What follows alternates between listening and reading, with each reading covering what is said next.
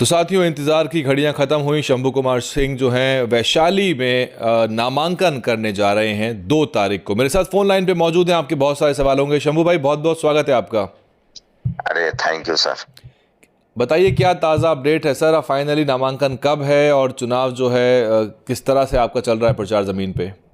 अभी आपने कहा 2 मई को नामांकन है वैशाली लोकसभा सीट संख्या से, और मुजफ्फरपुर में नामांकन होगा कलेक्ट्रेट में। जी जी। तो और वैशाली में मूवमेंट है, समझिए बीएसपी जीतने जा रही है, वैशाली में बैकवर्ड जीतने जा रहा है, वैशाली में बहुजन जीतने जा रहा है।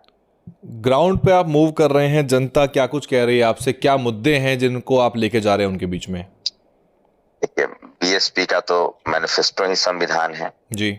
तो जो लोग संविधान बचाने की बात कर रहे हैं उनको पता नहीं कि मुन्ना शुक्ला संविधान विरोधी आदमी है, जिसको उन्होंने कैंडिडेट बनाया है।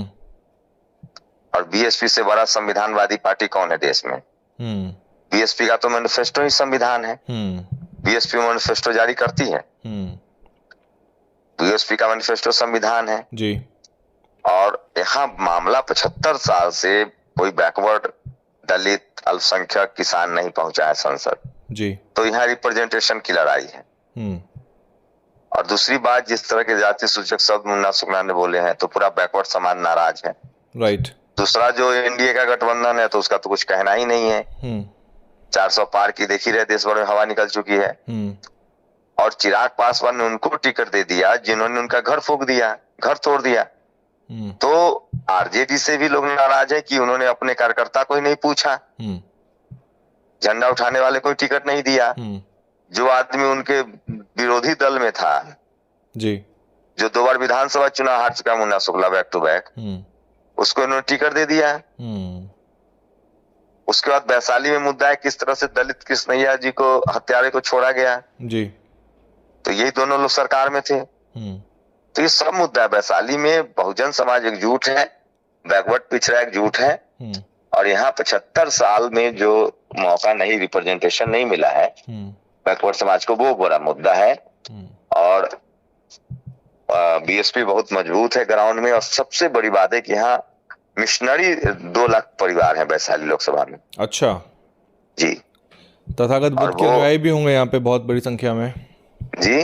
तथागत बुद्ध के अनुयायी भी होंगे, बौद्ध धर्म के अनुयायी भी मौजूद होंगे इस क्षेत्र में। वैशाली लोकतंत्र की जननी है। भगवान बुद्ध ने सबसे ज्यादा वर्षावास किया है वैशाली में। सम्राट अशोक का स्तंभ है यहाँ, वो खुद आए, उनके शिलालेख है। भगवान महावीर का जन्मस्थली है जी। और प्राचीन गणतंत्र की लिच्छवी वैशाली, यहीं से लोकतंत्र का जन्म हुआ है। जो 16 महाजनपद थे उनमें से एक है जी। हाँ। तो वैशाली में लोग जो है वो बहुत जागरूक हैं और अब वो इस बार बदलाव चाहते हैं। आकाश आनंद जी के जो लगातार इंटरव्यू है, उनके जो बयानबाजी है, उनके ऊपर एफआईआर भी हो गई, उस पर आप क्या कहना चाहेंगे? आप पार्टी से आप जुड़े हुए हैं, बीएसपी से चुनाव लड़ रहे हैं, आप क्या टिप्पणी है उस पर आप? मैं कह रहा हूं, इस देश में किसी सरकार की हैसियत नहीं है कि बीएसपी के किसी नेता पर हाथ डाल दे। और ये तो आकाश आनंद जी है जी। बहन जी इस देश के सम्मान के प्रतीक हैं। बहन जी पूरा शोषित, वंचित, गरीब, बहुजन समाज के सम्मान के प्रतीक हैं। वो सिर्फ नेता थोड़ी ही हैं, वो सम्मान के प्रतीक हैं जी। दलित, पिछड़ा, किसान, अल्पसंख्यक, गरीब, मजलूम। एक मुख्यमंत्री के तौर पे जो उनका काम है यूपी का जी, वो भारत में किसी मुख्यमंत्री का काम नहीं। जो उन्होंने स्कूल, कॉलेज, अस्पताल और जो महापुरुषों को जो उन्होंने सम्मान दिया है, जो बाबा साहेब, चाहे वो तथागत बुद्ध हो, कबीर हो, संत श्रीमणि रविदास हो, फुले हो, पेरियार हो, अंबेडकर हो, संत गाडगे हो, नारायणा गुरु हो, जगदेव बाबू हो, भारत रत्न जननायक कर्पूरी ठाकुर हो, बिल्कुल, इन सबके जो तमाम महापुरुषों को, साहू जी महाराज हो। तो बहन कुमारी मायावती जी तो सम्राट अशोक के बाद उन्होंने जिस तरह से जो इमारतें बनवाई हैं, जो उन्होंने लखनऊ को इंटरनेशनल सिटी बनवाया, जो यूपी में विकास किया, वो तो एक माइलस्टोन है। आने वाले जब समय में हमारी नस्लें पढ़ती लिखती जाएंगी, जब इस पर रिसर्च होगा, पीएचडी होगी, तब जैसे सम्राट अशोक के लोगों ने दफन कर दिया था और बाद में उनका वो उभर के आए अंदर से, मिट्टी के अंदर से जी, बहन जी का काम, जब इस पर पीएचडी होगा, रिसर्च होगा, तब लोगों को लगेगा कि शोषित, वंचित, दलित, पिछड़े, किसान, अल्पसंख्यक, आदिवासी और गरीबों के लिए उन्होंने कितनी बड़ी लकीर खींची है, उनके बच्चों के लिए, उनके बीएसपी भविष्य के लिए। कार्यकाल में जो काम हुए हैं शंभू भाई, और जो धरोहर, बहुजन धरोहर जिनकी आप बात कर रहे हैं, जिनको पुनर्जीवित किया गया है, बहुजन महापुरुषों को पुनर्जीवित किया गया अरे है। बहुजन महापुरुषों के बारे में तो राजनीति की गई, विपक्ष ने किया, हाँ, और उनको इसको बदनाम लेके किया गया। उन्होंने असली काम तो स्कूल, अस्पताल, जी। आप बताइए ना, गौतम बुद्धा यूनिवर्सिटी जैसा भारत में यूनिवर्सिटी और दूसरा कोई बना? बिल्कुल बिल्कुल, मेरा यही सवाल है कि इसको लेके बिहार के लोगों में क्या परसेप्शन है, ये मैं जानना चाहता हूँ आपसे, क्योंकि आप जमीन पे रहते हैं। बिहार में नहीं, पूरे देश में परसेप्शन बन रहा है, और लोग कांग्रेस को भी देख चुके हैं, बीजेपी को भी देख चुके हैं, और संविधान बचाने की सचमुच लड़ाई है, और वो बहन जी लड़ रही हैं, तो वो भी है। लेकिन पूरे देश में जिस तरह से सोशल मीडिया के बाद जो मिशन के आंदोलन बढ़े हैं, अम्बेडकरी आंदोलन बढ़े हैं, उससे बीएसपी भी मजबूत हुई और बहुजन समाज एकजुट हुआ है।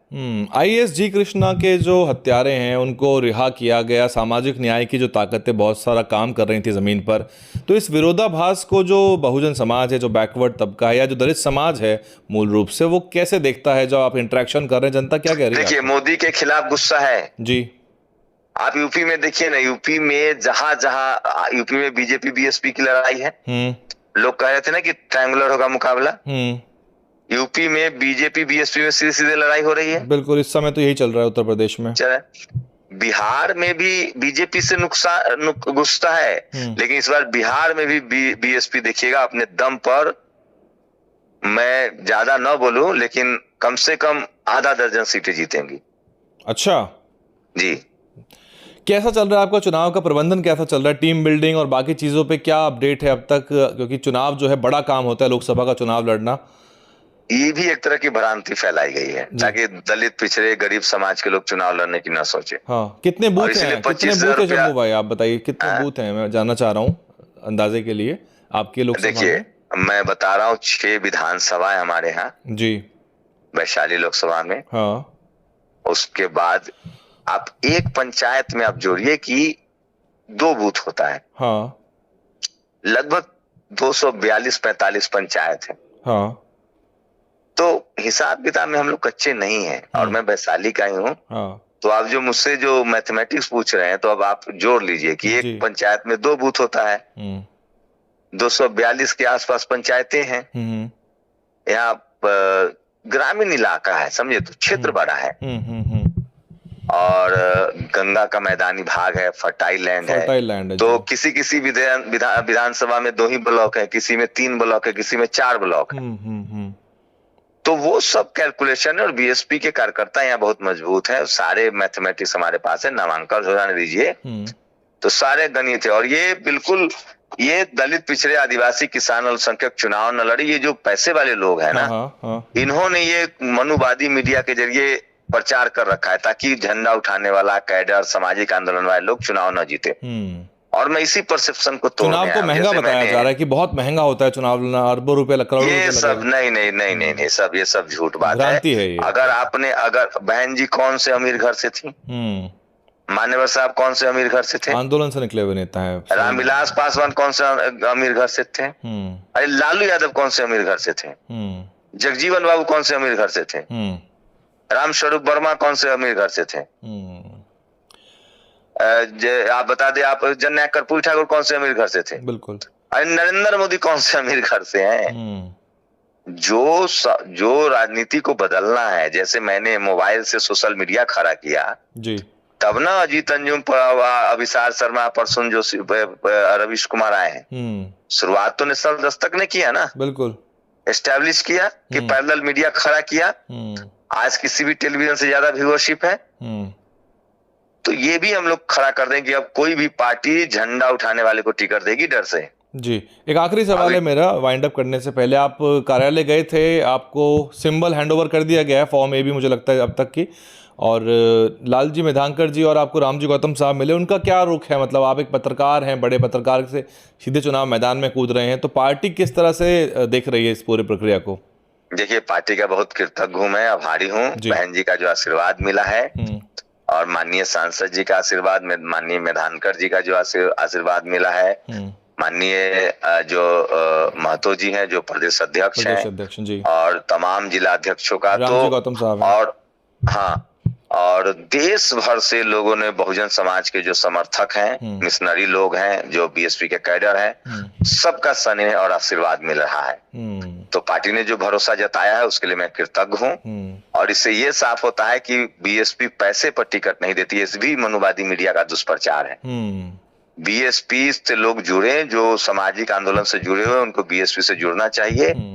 और समय बहुत बदल गया है और अब लोग सामाजिक आंदोलन से जुड़े लोगों को वोट देना चाहते हैं। ये वैशाली इस बार दिखा देगा जी।